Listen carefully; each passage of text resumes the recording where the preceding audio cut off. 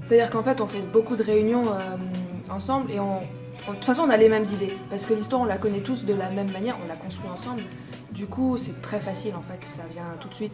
On est resté sur la vision de Zoé pendant toute la série, c'est-à-dire de faire quelque chose de pas du tout romantique, d'avoir un personnage principal qui est un véritable connard et de le torturer le plus possible. Donc c'est une comédie fantastique. Qui mêle à la fois de l'humour et de la magie. Et je rajouterais slash pas romantique. Le fantastique est un prétexte pour donner la comédie, c'est ça qui va lancer la comédie en fait. C'est l'histoire d'un garçon qui va se faire torturer au sens propre, qui va se recevoir une baffe, du sang sur la gueule et qui va se faire fouetter par des brochages. Voilà, pouf. Un tombeur, ça désigne sa chute tout au long de la série et de l'intrigue. Il descend de son piédestal. Il passe son temps à draguer des filles en boîte pour coucher avec. Donc on parle des relations entre hommes-femmes, enfin voilà, des relations de couple. On remet plutôt au goût du jour le burlesque ou ce genre de choses.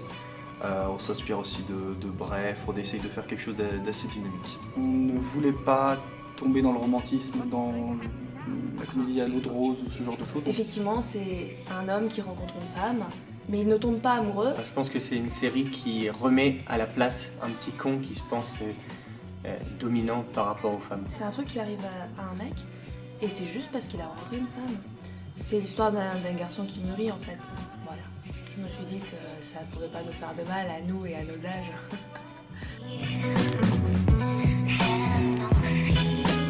Bah si, mûrir c'est tomber. Les fruits, quand ils sont mûrs, ils tombent. Quelle métaphore. Je m'impressionne. Vous comprenez ça? Non. Ah non, mais c'est trop bon, j'y avais pas exactement pensé, c'est super.